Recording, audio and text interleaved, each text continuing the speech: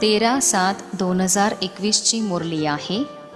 आजच्या मुरलीचे सार आहे, गोड मुलांनो, शिवबाबा कधीच ही अपेक्षा करत नाहीत की मुलं मोठी होऊन माझी सेवा करतील.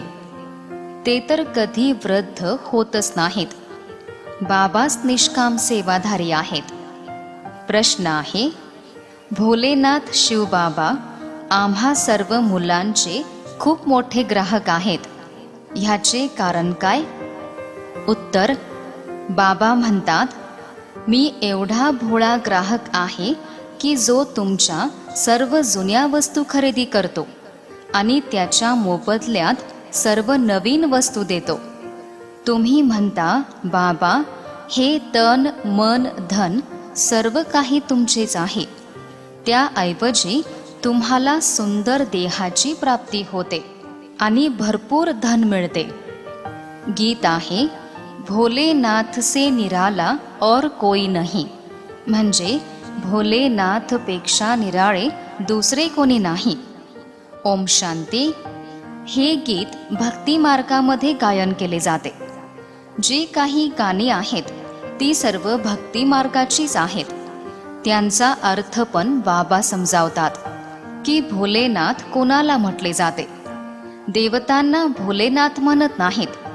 जसे गायन आहे की सुदामाने 2 मूठ तांदूळ दिले तर त्याला राजवाडा मिळाला, तो पण किती कालावधीसाठी? 21 जन्मांसाठी. मुलं समजतात की बाबा येऊन भारतवासींना हिरे मोत्यांचे राजवाडे देतात. कशाची परतफेड म्हणून? मुलं म्हणतात, बाबा, हे तन मन धन सर्व काही तुमचेच आहे, तुम्हीच दिलेले आहे. जसे कोणाला मुलगा झाला तर म्हणतात, ईश्वराने दिला. धनासाठी पण म्हटले जाते, ईश्वराने दिले. असे म्हणणारी कोण आहे? आत्मा आहे ना. ईश्वर म्हणजेच बाबांनी दिले. बाबा म्हणतात, तुमचे सर्व काही आता द्यावे लागेल. त्याची परतफेड म्हणून मी तुम्हाला खूप सुंदर देह देतो, भरपूर धन देतो. परंतु कोणाला देणार? जरूर मुलांनाच देणार ना. लौकिक पित्याकडून अल्पकाळासाठी धन मिळते.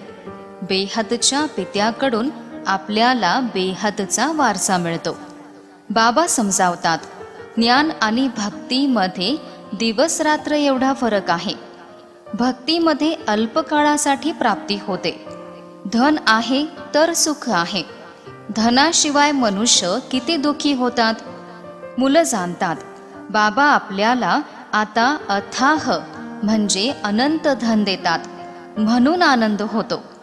सुखधाममध्ये तर कोणत्याही सुखाची कमतरता नाही.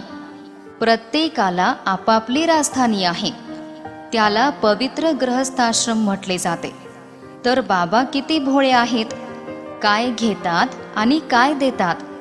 किती चांगले ग्राहक आहेत. तसे तर मुलांचे बाबा ग्राहकच आहेत. मुलाने जन्म घेतला की संपूर्ण संपत्ती त्याचीच होते. ते हदचे ग्राहक आहेत आणि हे बेहदचे ग्राहक आहेत. भोलेनाथ मुलांचे ग्राहक बाबा म्हणतात, मी परमधाममधून आलो आहे. तुमच्याकडून सर्व जुन्या वस्तू घेऊन तुम्हाला नव्या दुनियेमध्ये सर्व काही देतो, म्हणूनच दाता म्हणतात. त्यांच्यासारखे दुसरे कोणी दाता नाहीत. निष्काम सेवा करतात. बाबा म्हणतात, मी निष्काम सेवाधारी आहे. माझ्यामध्ये कोणत्याही प्रकारची लालसा नाही. असे पण म्हणत नाहीत की मुलांचे काम आहे वृद्ध पित्याला सांभाळणे, कारण मी तुम्हाला सांभाळले आहे. नाही, हा तर कायदा आहे की पिता वृद्ध झाल्यानंतर त्यांना सांभाळणे. हा पिता तर कधी वृद्ध होतच नाही, नेहमी तरुण राहतात. आत्मा कधी वृद्ध होत नाही. तुम्ही हे जाणता की लौकिक पिता आपल्या मुलांकडून अपेक्षा ठेवतात की आपण वृद्ध झाल्यानंतर मुलांनी आपली सेवा करावी. सर्व काही मुलांना देतात, मग त्यांच्याकडून सेवा घेतात. बाबा म्हणतात, मी तर आहेच अभोक्ता. मी कधीच काही खात नाही. मी फक्त मुलांना ज्ञान देण्यासाठी येतो. सर्वोच्च आत्मा सर्व आत्म्यांना समजावते. आत्माच ऐकते ना. प्रत्येक गोष्ट आत्मा करते. संस्कार पण आत्माच घेऊन जाते. त्या आधारे देहाची प्राप्ती होते. इथे मनुष्यांची अनेक मतं आहेत.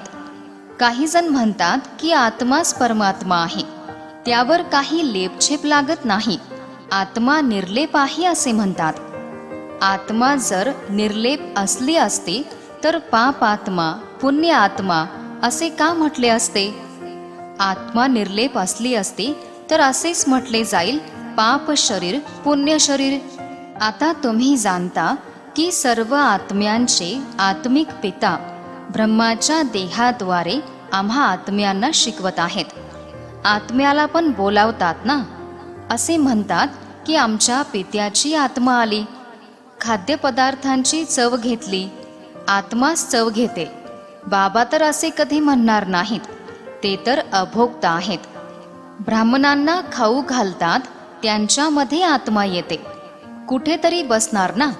ब्राह्मणांना खाऊ घालणे हे भारतामध्ये सर्वसामान्य आहे. आत्म्याला बोलावतात. पुन्हा त्याच्याकडून काही गोष्टी खऱ्या पण बाहेर पडतात. पितरांना खाऊ घालणे ह्याची पण विश्वनाटकामध्ये नोंद आहे. यामध्ये काही आश्चर्य वाटून घेण्यासारखे नाही. बाबा थोडक्यात विश्वनाटकाचे हे गुपित सांगतात. विस्तारमध्ये तर एवढे सांगू शकत नाही.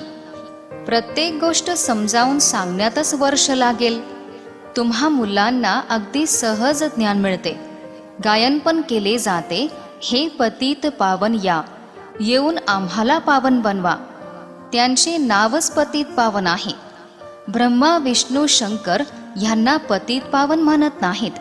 बाबांना पतित पावन, मुक्तिदाता म्हणतात. दुःख हरता, सुख करता पण म्हटले जाते.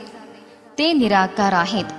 शिवाच्या मंदिरामध्ये जाऊन पहा, लिंग ठेवलेले असते, म्हणजे जरूर चैतन्यामध्ये होते, म्हणूनच तर पूजा करतात. हे देवता सुद्धा कधीतरी चैतन्य होते, म्हणूनच तर त्यांची महिमा केली जाते. नेहरू चैतन्यात होते, म्हणून त्यांचा फोटो लावून महिमा करतात. कोणी चांगले काम करून गेले तर त्यांचे चित्र बनवून महिमा वर्णन करतात. पवित्रतेची पूजा केली जाते. कोणत्याही मनुष्याची पूजा केली जात नाही. विकारांमधून जन्म होतो म्हणून त्यांची पूजा होत नाही. पूजा तर देवतांची होते, जे नेहमी पवित्र असतात. तुम्ही जाणता, बाबा स्वर्गाची स्थापना करण्यासाठी पुन्हा संगम युगात आले आहेत. पुन्हा द्वापर पासून रावण राज्य सुरू होणार. रावण राज्य सुरू झाल्यावर लगेच शिवाचे मंदिर बनवतात. आता तर चैतन्यामध्ये ज्ञान सांगत आहेत. ते सत्य आहेत, चैतन्य आहेत. त्यांची महिमा गायन केली जाते. निराकारला देह तर पाहिजे ना. बाबाच येऊन विश्वाला स्वर्ग बनवतात. त्या स्वर्गामध्ये राज्य करण्यासाठी तुम्ही पुरुषार्थ करत आहात. तुम्ही स्वर्गवासी बनता. निराकार परमपिता परमात्मा ज्ञानाचे सागर आहेत. परंतु ज्ञान सांगणार कसे? ते म्हणतात की मी ब्रह्माच्या देहामध्ये आलो आहे. विश्वनाटकामध्ये माझा पण अभिनय आहे. मी प्रकृतीचा आधार घेतो. हे जे पहिल्या क्रमांकाचे आहेत, त्यांच्या अनेक जन्मानंतर शेवटच्या जन्मामध्ये मी येऊन प्रवेश करतो आणि त्यांचे नाव ब्रह्मा ठेवतो. पहिले जेव्हा हे सर्वजण भट्टीमध्ये होते तेव्हा अनेकांना नावं दिली होती, परंतु बरेच जण सोडून गेले, म्हणून नाव ठेवण्याचा काय उपयोग? तुम्ही ती नावं पाहिली तर तुम्हाला आश्चर्य वाटेल. एकाच वेळी किती रमणीक नावं संदेशी घेऊन येत होती. ती यादी पण जरूर ठेवायला पाहिजे. संन्यासी सुद्धा जेव्हा संन्यास करतात तेव्हा त्यांचे नाव बदलले जाते. घरदार सोडून देतात. तुम्ही काही सोडत नाही. तुम्ही येऊन ब्रह्माचे बनता. शिवाचे तर तुम्ही आहातच. तुम्ही म्हणता बाप दादा. संन्यास्यांचे असे नसते. जरी नाव बदलले तरी त्यांना बापदादा म्हणत नाहीत. त्यांना फक्त गुरुच मिळतो. हटयोगी हदचे संन्यासी आणि बेहदचे राजयोगी यामध्ये रात्रंदिवस एवढा फरक आहे. गायन पण आहे, ज्ञान, भक्ती आणि वैराग्य. त्यांचे पण वैराग्य आहे, परंतु त्यांचे घरादाराचे वैराग्य आहे. तुमचे तर संपूर्ण दुनियेचे वैराग्य आहे. त्यांनाही माहीतच नाही की ही सृष्टी समाप्त होणार आहे. तुमचे बेहदचे वैराग्य आहे. ही सृष्टीच आता समाप्त होणार आहे. तुमच्यासाठी नवी दुनिया बनत आहे. आता तिथे जायचे आहे, परंतु पावन झाल्याशिवाय तिथे कोणी जाऊ शकत नाही. मनातून ह्याची खात्री होते की बरोबर नव्या दुनियेमध्ये देवी देवतांचे राज्य होते, जे राज्य आता बाबा स्थापन करत आहेत. तुम्ही जाणता, शिवबाबांची आठवण केल्यावर आपण पुण्य आत्मा बनतो. हे अगदी सहज आहे, परंतु आठवण विसरते. भक्ती मार्गाचा रीतिरिवाज वेगळा आहे. वापस आपल्या घरी तर कोणी जाऊ शकत नाही. पुनर्जन्म तर सर्वांना जरूर घ्यावा लागतो. घरी जाण्याची वेळ एकच आहे.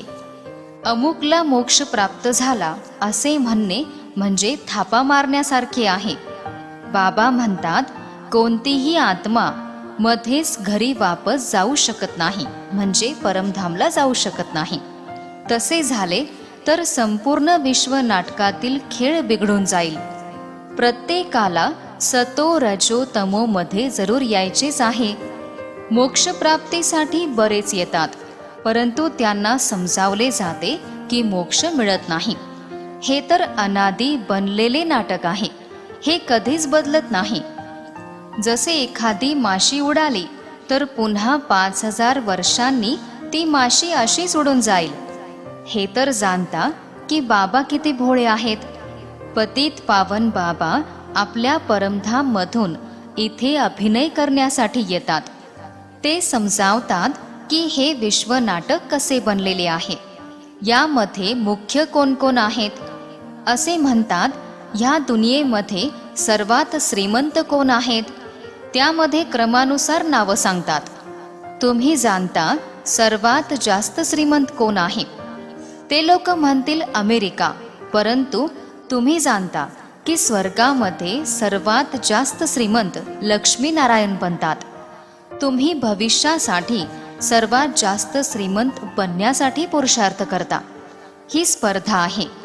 ह्या लक्ष्मीनारायणासारखे श्रीमंत कोण असतील. अल्लाह अवलदीनची कथा पण सांगतात. ठकठक केल्याने कुबेरचा खजाना निघाला. असे बऱ्याच वेगवेगळ्या प्रकारचे नाटक बनवतात. आता तुमच्या बुद्धीमध्ये आहे की हा देह सोडून स्वर्गामध्ये जायचे आहे. आपल्याला कुबेरचा खजाना मिळणार आहे. बाबा म्हणतात, माझी आठवण केल्याने माया एकदम पळून जाईल. बाबांची आठवण केली नाही तर माया पुन्हा त्रास देईल. मुलं म्हणतात, बाबा आमच्या समोर मायेची खूप वादळ येतात.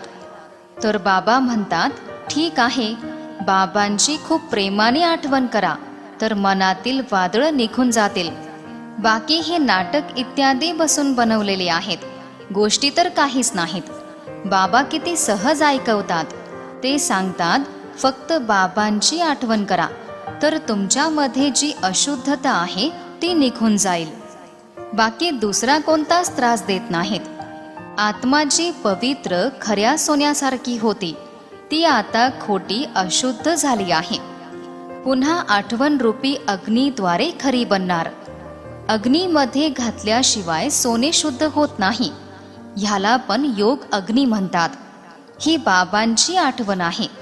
ते लोक तर अनेक प्रकारचे हठयोग शिकवतात. तुम्हाला बाबा म्हणतात, उठता बसता माझी आठवण करा. आसन इत्यादी तुम्ही कुठपर्यंत करणार. चालता फिरता काम करता आठवण करायची आहे.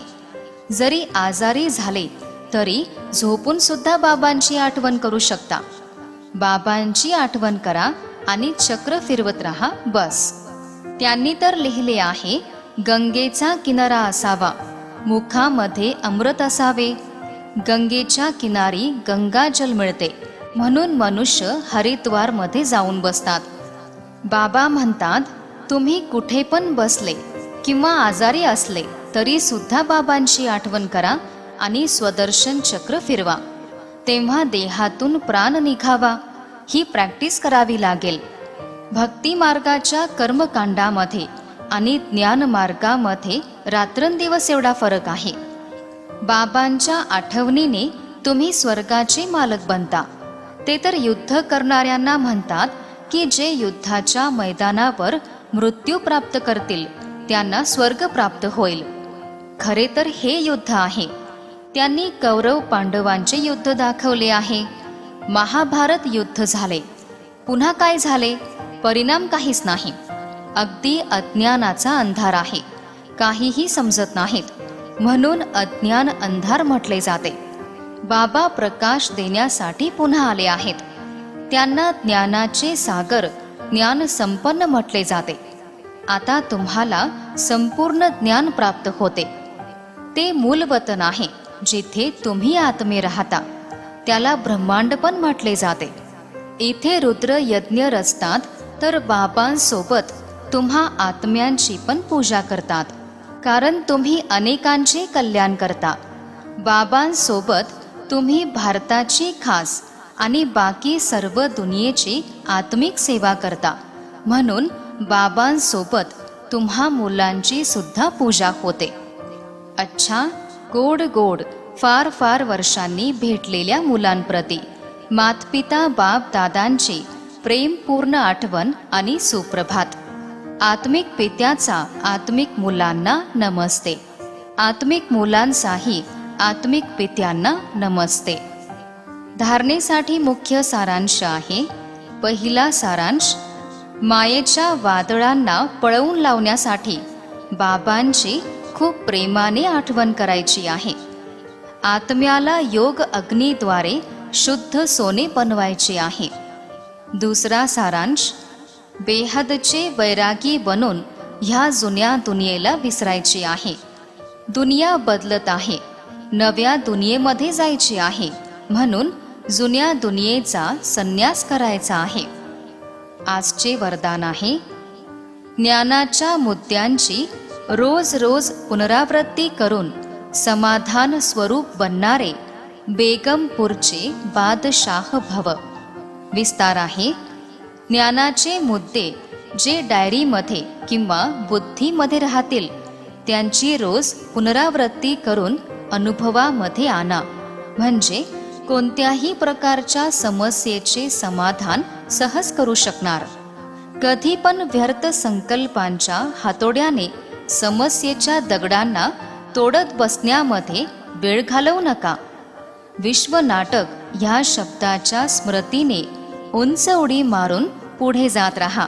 म्हणजे जुने संस्कार तुमचे दासदासी बनतील. परंतु पहिले बादशाह बना, हृदयासीन बना. आजचे बोधवाक्य आहे, प्रत्येकाला सन्मान देणे म्हणजेच सन्मान प्राप्त करणे आहे. ओम शांती.